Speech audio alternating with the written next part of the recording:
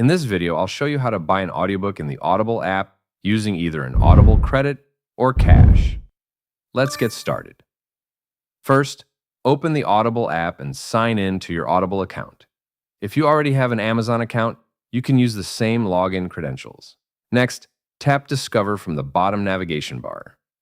From here, you can browse audiobooks by category or tap the search icon to find a specific title.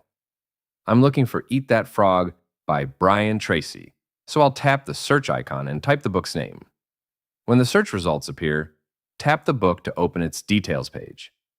On the book details page, you'll see two purchase options: buy with a credit or buy with cash.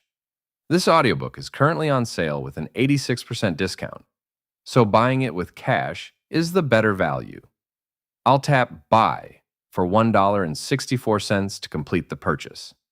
Once your purchase is confirmed, the audiobook is automatically added to the library section. Next, open the library section and locate the audiobook you just purchased.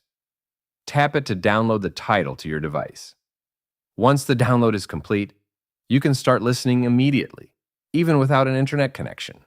And that's how you purchase an audiobook in the Audible app using either a credit or cash.